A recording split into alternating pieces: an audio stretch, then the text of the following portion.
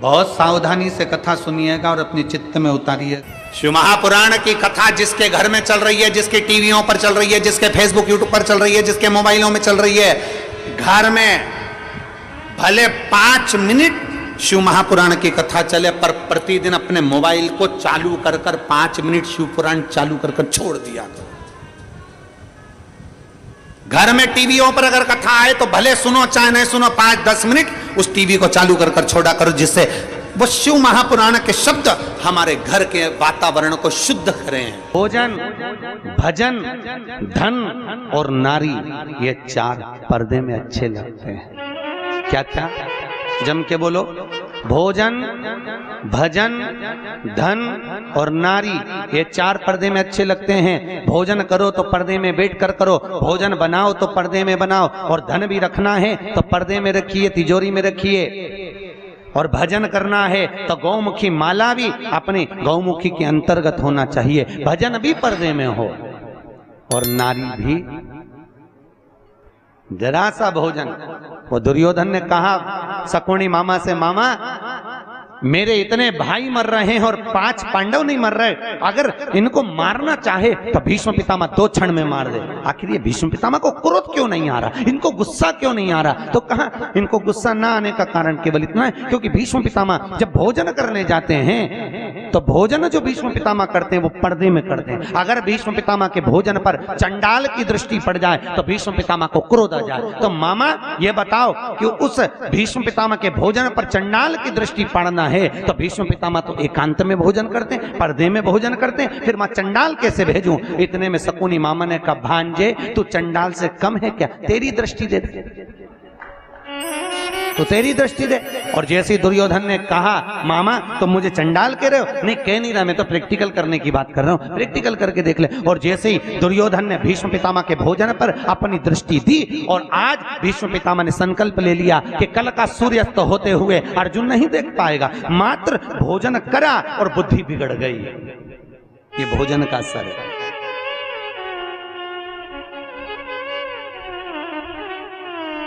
शादी में, पार्टी में पति और पत्नी जब शादी में, विवाह में जाते हैं तो या तो उन दोनों का झगड़ा जाते समय होता है या फिर आते समय होता है। जरूर होता है, पक्का है, बिल्कुल निश्चित।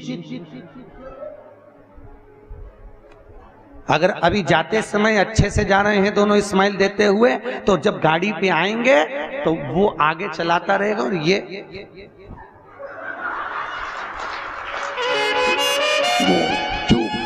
बोले आवाज तक कुछ आवाज वो बोलेगा, अरे बोल तो हुआ क्या? बस तुमसे बोल दिया ना, चुपचाप चलो।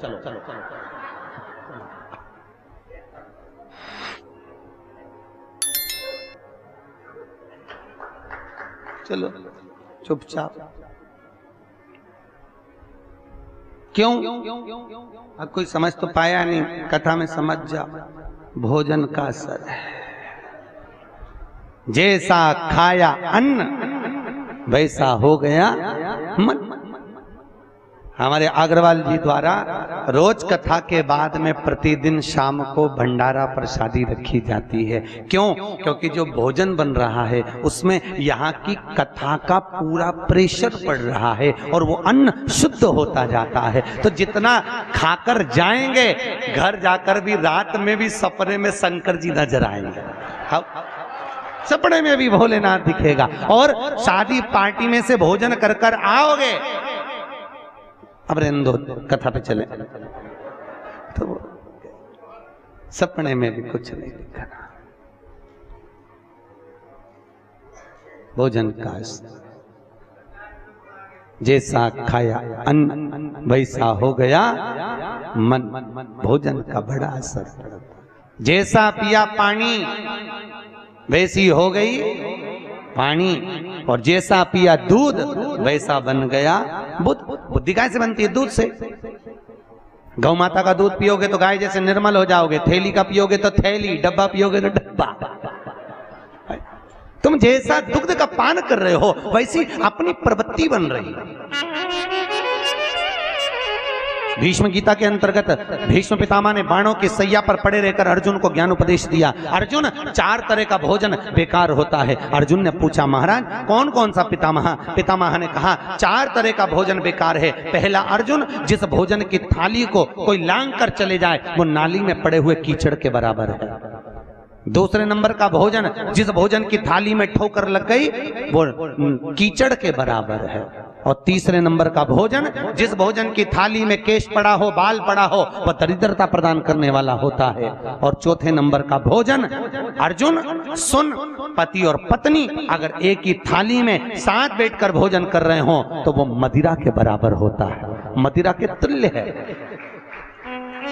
और अर्जुन, पति के जीवने के बाद अगर पत्नी उसी थाली में भोजन करती है तो वो चारों तीर्थों के मंदिर के प्रसाद से बड़ा महाप्रसाद बन जाता है। उस प्रसाद को वो ग्रहण करती। अब तुम्हें सास कितना समझाती है, बेटा साथ में बैठ के मत खाओ, पर तुम्हें बुरा लगता है। तुम्हें लगता है बताओ ये तो हमारा भला ही नहीं चाहती है, हमारा बुरा चाहता है। भैया वो क्यों कह रही है, उसको मालूम है कि ये भोजन श्रेष्ठ नहीं होगा। हाँ, अगर दोनों को साथ बैठ के खाना है तो 2 थाली लगाओ, एक साथ बैठो, एक साथ खाओ, मना नहीं है। पर भोजन की एक थाली में दोनों को भोजन नहीं करना चाहिए।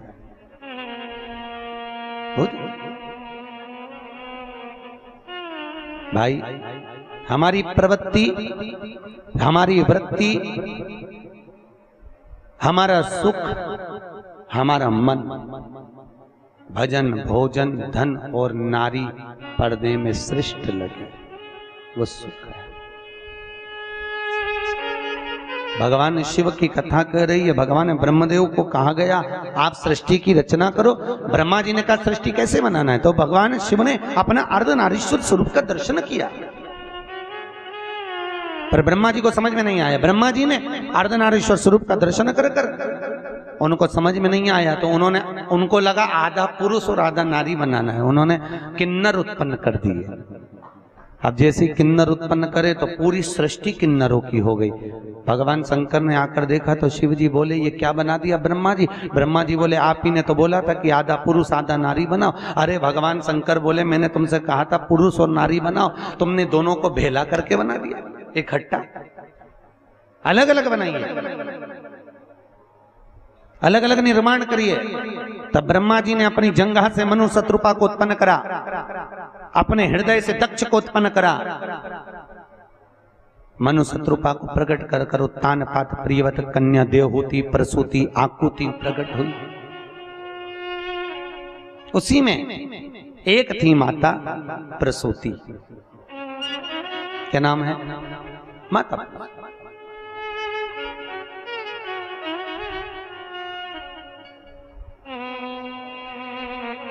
माता प्रसूति का प्रागट्य। दक्ष प्रजापति अपने हृदय से, भगवान ब्रह्मदेव ने अपने हृदय से, अपने चित्त से, अपने चिदानंद, अपने मन से दक्ष प्रजापति को प्रकट किया। और दक्ष प्रजापति जब भगवान माता प्रसूति के साथ में दक्ष प्रजापति का विवाह हुआ,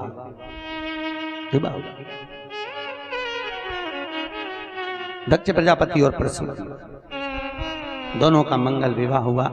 समय आया, इनके गर्भ से, माता प्रसूति के गर्भ से जितनी जितनी संतान होती थी, माता प्रसूति के गर्भ से जितने बच्चे होते थे, सबको नारद जी महाराज ले जाकर सत्कर्म में लगा देते थे, भजन में लगा देते। अच्छा ईमानदारी से बोलो, आजकल की माताओं को बच्चे अगर कहीं सुंदरकांड के पाठ में जा रहे हैं, कहीं रामचरितमानस में जा रहे हैं, कहीं शिव महापुराण की कथा में जा रहे हैं, कहीं भजन में जा रहे हैं, तो माताओं को वो भी नहीं सुहाता। एक बहू को कहा पति ने, सुन आज हमारे दोस्त के यहाँ सुंदरकांड का पाठ है, चलेंगे। पत्नी बोलने लगी एक काम करो तुम ही चले जाना। पति ने थोड़ी देर बाद आकर बोला सुन आज हमारे एक दूसरे दोस्त के यहाँ पर पार्टी है, तो क्या मैं 4 बजे तैयार हो जाऊंगा। कितना भैया, बोल मेरी जीभा हरी हरी 10-10 भोजन पान करे और राम नाम में मरी मरी, बोल मेरी जीवा हरि हरि। भजन चित्त था। शिव पुराण कहती है बहुत घंटों तक, 4 घंटे 5 घंटे 3 घंटे तक भगवान का सम्मुख बैठकर भजन करने की भी जरूरत नहीं है। यहां शिव पुराण कह रहे हैं क्या करना। शिव महापुराण कहती है केवल एक क्षण, केवल एक क्षण भगवान के मंदिर में जाओ और भगवान के मंदिर में पहुंचकर एक क्षण में भगवान शंकर से, भगवान राम से, भगवान कृष्ण से ने लड़ाओ और नैन लड़ाए और नैन लड़ गए तो भगवान शिव तुम्हारा और तुम शंकर के हो जाओगे। ये पक्का है। शिव के तुम और तुम शिव। क्या है बस तुम्हारी चित्त, तुम्हारी वृत्ति, तुम्हारी सोच, तुम्हारे नयन भगवान के चरणारविंद की ओर हो, तुम्हारा चिदानंद स्वरूप भगवान शंकर की ओर।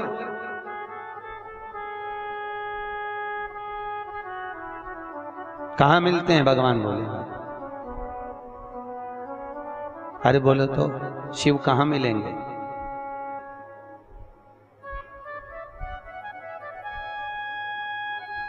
किस जगह पर प्राप्त होंगे?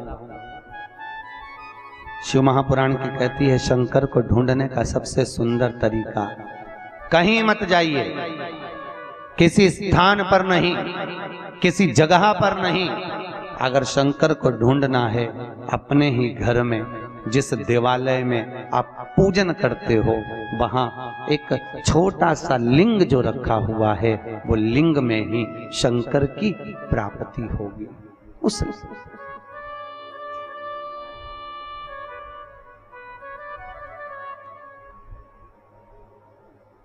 कितना सुंदर भाव प्रकट किया आज हमारे नीरज भैया बोल रहे थे अग्रवाल जी के। हम तो अपने कमरे में थे, ब्राह्मण लोग अभिषेक करा रहे थे। उन्होंने पार्थिव शिवलिंग का निर्माण करा मट्टी का, और पार्थिव शिवलिंग का निर्माण करा, पूरा अभिषेक आदि हो गया। शिव जी का अभिषेक होने के बाद में जब शंकर जी का सुंदर लिंग का दर्शन करा तो उन्होंने फोटो भी लिया नीरज भैया ने। उसमें भगवान शंकर के दोनों नयन, त्रिपुंड और मुख उस शिवलिंग में पार्थिव में दर्शन हो रहे, और ऐसा लग रहा था जैसे बाबा भोलेनाथ उस नयन को खोल रहे हैं, बंद कर रहे हैं। उन्होंने हमको फोटो लाकर दिखाया, वीडियो दिखाया, गुरुजी देखो आज नीचे बाबा की कैसी करुणा हुई है। हमने कहा नीरज भैया करुणा बाबा हर जीव पर करता है, बस मन में भाव शुद्ध होना चाहिए। निर्मल मन सो मोहि पावा, मोहि छल छिद्र कपट ना। भगवान शंकर को अगर कुछ प्रियता लग रही है, भगवान शिव को अगर कुछ सुख लग रहा है, तो वो सत्यम शिवम सुंदर प्रियता उस समय।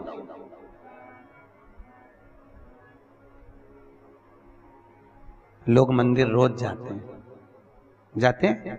अरे बोलो तो सर, रोज। पर एक मन में कभी विचार आपके आया?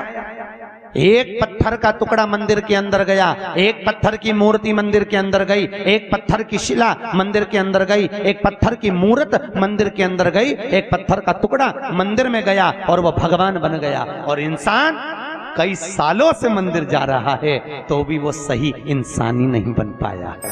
भगवान को बनने की बात ही दूसरी है, भगवान बनने की बात बहुत दूसरी है। पत्थर बदल गया, मंदिर में जाकर भगवान बन गया, और इंसान मंदिर जाकर भी ये सफाई नहीं हुई, ये ऐसा हो गया, वो पानी डुल गया, वो ऐसा हो गया। मंदिर में जाकर भी हम केवल त्रुटियां छाट रहे हैं। मंदिर में केवल पूरे मंदिर में हमने जाकर केवल एक त्रुटियों को छाटा है। ये कैसा हो गया, ये कैसा। भैया मंदिर में जाओ, कुछ ना ढूंढिए, मंदिर में जाकर केवल शिव को ढूंढिए।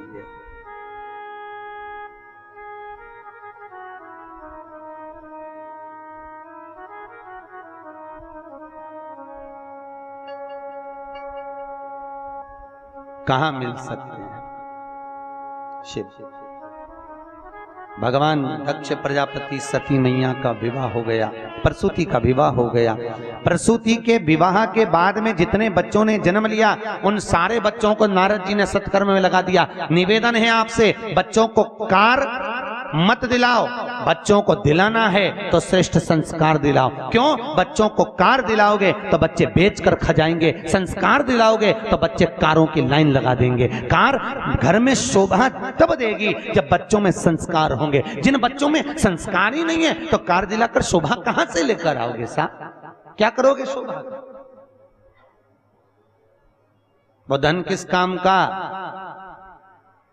जहां आए हुए अतिथि का मान न होवे? किस काम का? पहले के समय में छोटा सा घर होता था, पूरा परिवार एक साथ होता था। कितना बड़ा परिवार होता था, 3-4 काका काकी, 8-10 मामा, 5-10 बुआ, कितना बड़ा परिवार, छोटा सा मकान, सब उसी में आते, उसी से चले जाते। वहीं की वहीं उनको लड्डू पेड़ा दाल बाटी बाफला सब खिला खिला के, मालपुआ रबड़ी सब खिला खिला के उनको विदा भी कर देते। वहीं की वहीं सब सो भी जाते इतने से कमरे में, वहीं की वहीं बात भी हो जाती सारी। और अब जैसे जैसे मकान बढ़ गया, और बड़ा और बड़ा, मकान तो बढ़ गया पर मन छोटा होता है। अब रिश्तेदार आते हैं तो पूछते हैं क्यों बहू नहीं दिख रही? तो सास 3 बार तो पानी का गिलास गिरा देती है कि 2-3 में से एक तो आ जाओ कमरे में से निकल। मेहमान आए हैं घर पर, बड़ी बहू सोचती है छोटी जाएगी, छोटी सोचती है मंजली जाएगी, मंजली सोचे संजली जाएगी। बेचारी सास अकेली चौका में गई रसोई घर में, पानी भर के ले आई और मेहमान को पिला दिया। फिर पूछा बहुएं नहीं दिख रही? आती होगी, अब भी बस बच्चों को पढ़ा रही होगी, उसको क्या मालूम, सास को सब मालूम है कि कमरा में सो रही है। और बोले क्या मेहमानों के आगे की सो रही नहीं, बच्चों को पढ़ा रही होगी। अच्छा, इतने में सास ने चूल्हे पर चाय रख दी, मेहमान को पिला दी, तब बहू उतर के नीचे आई। उसने सोचा अम्मा ने चाय बना के रख दी होगी, चलो मैं भी पी लूं। तब नीचे बहुत विडंबना है ऐसा, बहुत विडंबना। हम कहते हैं धन लक्ष्मी घर में आए, मना नहीं है, खूब कमाओ। शास्त्र कहता खाओ उतना जितना पचा सकते हो। श्री शिवाय नमस्ते दर्शकों, आज की कथा में पंडित प्रदीप जी मिश्रा ने रायपुर छत्तीसगढ़ में जो कथा चल रही है उसके दौरान बहुत सारे उपाय बताए और साथ ही जो है शिव पुराण का जो है वाचन किया है। इसके साथ में जो है उन्होंने जो है भगवान शंकर और पार्वती का जो है वाचन यहाँ पर किया है। जो भी चित्र दर्शन उन्होंने किया है वो भी बहुत अच्छी तरीके से किया है। तो अगर आप भी जो है कथा को ध्यान से नहीं सुने हैं तो एक बार और कथा को ध्यान से सुन लीजिए। और अगर आपने कथा को ध्यान से सुन लिया है तो आगे आने वाली कथा को सुनने के लिए प्रतिदिन आपको इस चैनल पर जो है कथाएँ मिलती रहेंगी। जो भी जहाँ का स्थान पर भी जो कथाएँ चल रही है वो जो है आपको इस चैनल के माध्यम से जो है प्रतिदिन 2 भाग में जो है कथा मिलती रहेगी। तो आपको भी जो है डेली कथा देखनी है तो चैनल को सब्सक्राइब कर लें और पास में आ रहे बेल आइकन को प्रेस कर दें ताकि आपको समय पर कथा का अपडेट मिलता रहे। मिलते हैं अगली कथा में, तब तक के लिए हर हर महादेव।